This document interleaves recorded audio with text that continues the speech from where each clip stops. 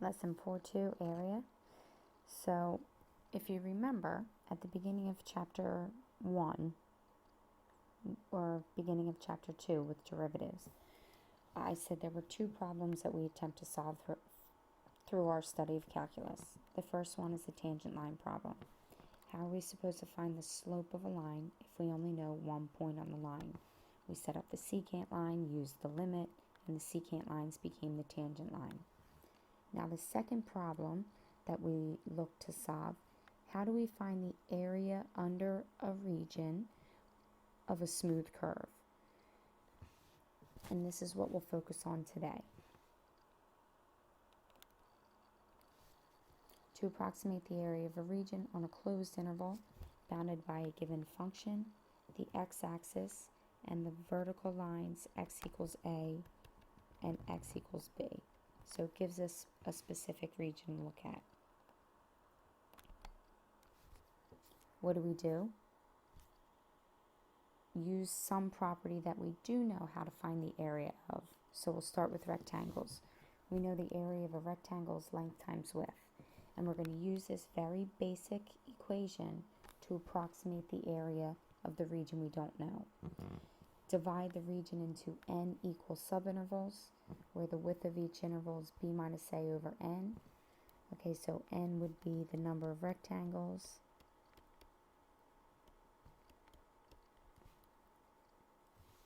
B and a, they're the values of the endpoints.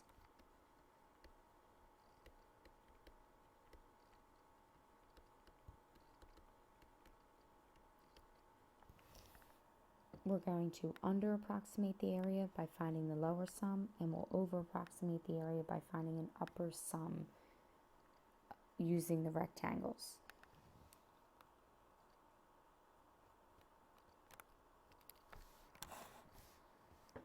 Use left and right midpoints.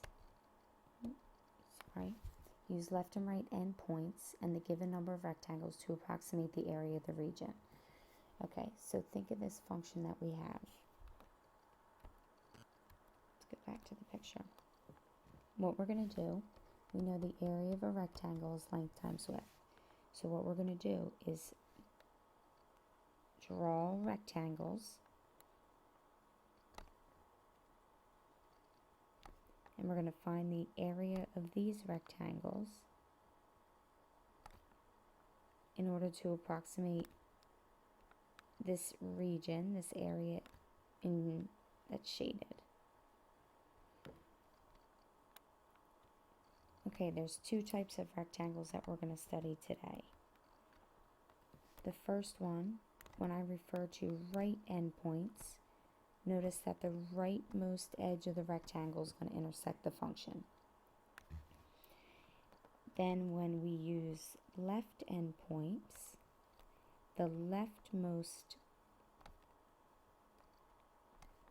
point of the rectangle is where the rectangle will intersect the function.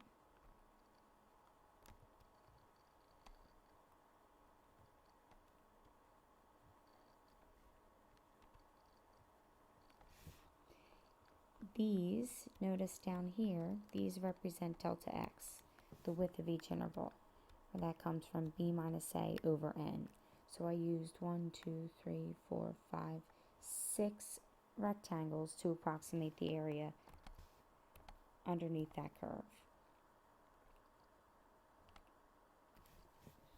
Okay, so first determine delta x.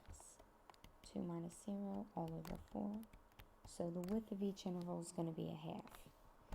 If I use left endpoints,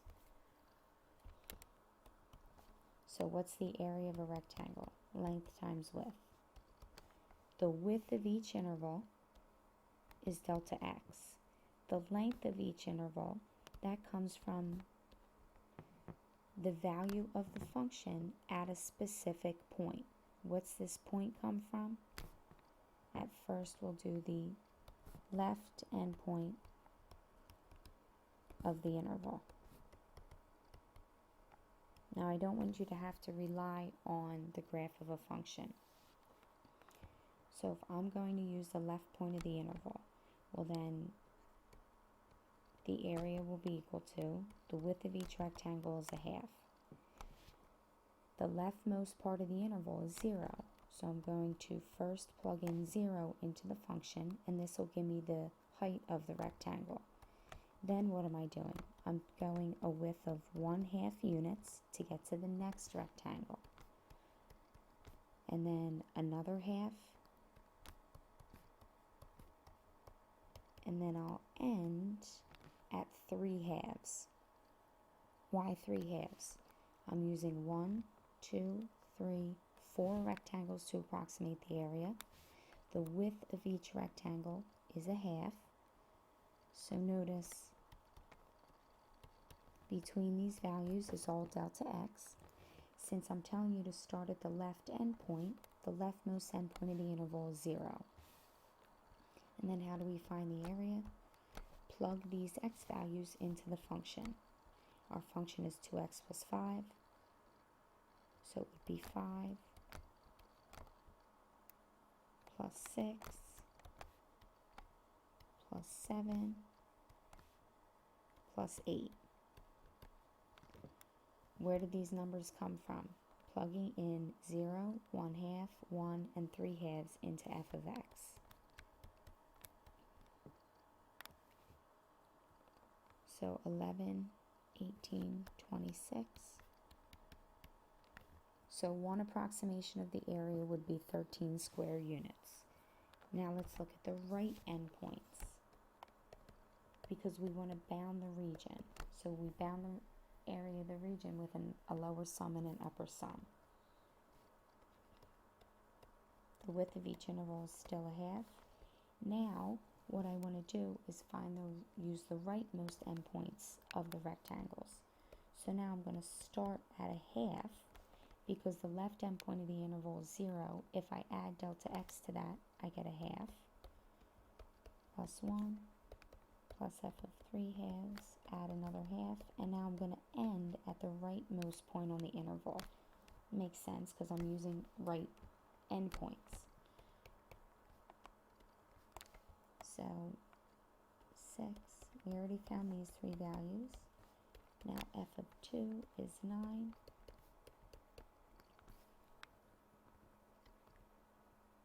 And 17 gives me 30. So the area of the region, the area of the region bounded under this function between 0 and 2 is between 15 square units and 13 square units.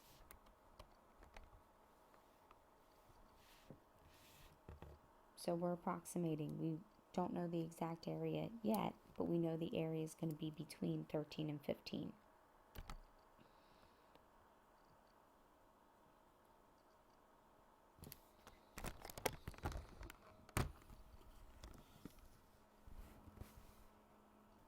Okay, so left and right endpoints of the rectangles will be directly related to the upper and lower sums.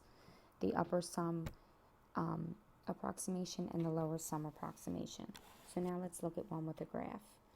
So this is number 33 from page 268, and the directions say to approximate the area of the region using rectangles of width 1 unit, and then find the lower sum and the upper sum. So let's start with a left endpoint rectangle. So it's easy to see here now. Okay, 0 to 4. Look that we're told to use 4 rectangles, so we know n is equal to 4 and delta x is equal to 1. So on the interval from 0 to 4, the area is going to be the width of each interval is 1. What's the leftmost endpoint? I start at my value of a, and then I add delta x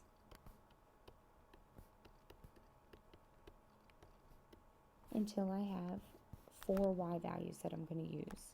Now where do the y values come from? They come from the graph.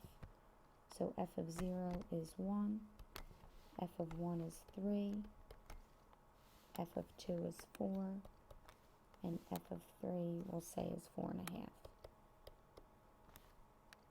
7, 8. So the left endpoint will give me an approximation of the area to be 12 and a half. Okay, now let's do a right sum. And where are the left and right coming from? If I draw a rectangle of width 1, so between 0 and 1, I want the rightmost endpoint of the rectangle to intersect the function. So on each interval, the dots are where I'm getting the height of the rectangle. So we were told to have a width of 1. That's what delta x is.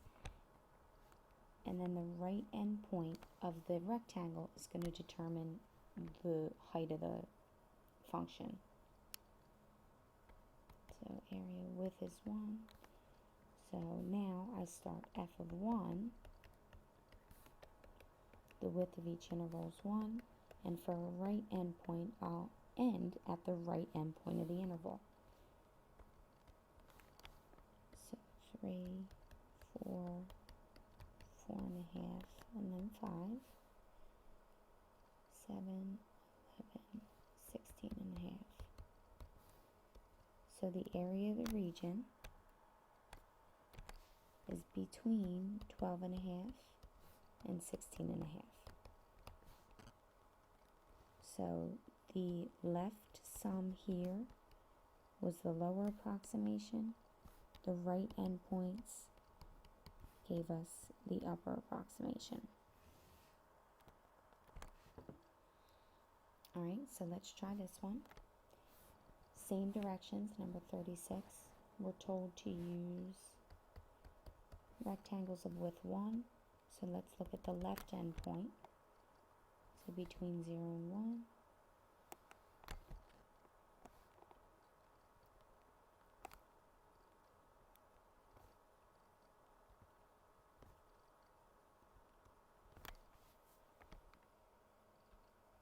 Area is approximately, width of each rectangle is 1.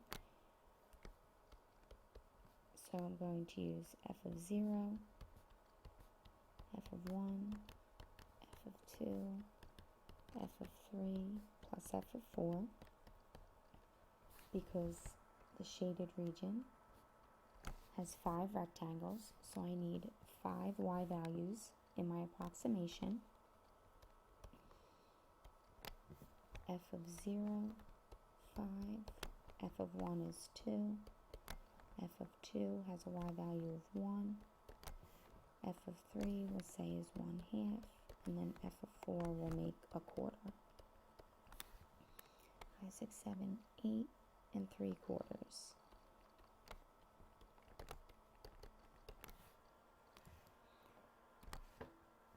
Now let's look at the right sum.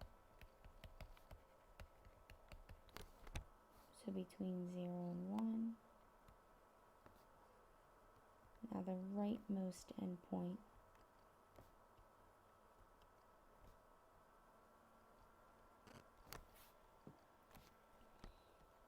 is going to be the y value we use for the height of the rectangle. So now we start at 1.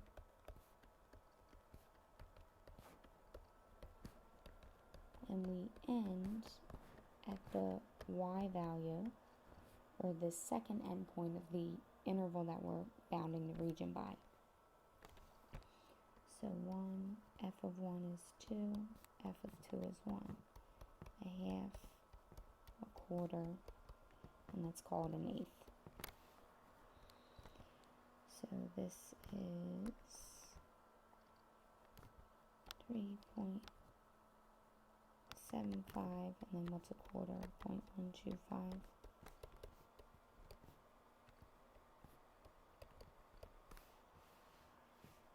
So the area of the region now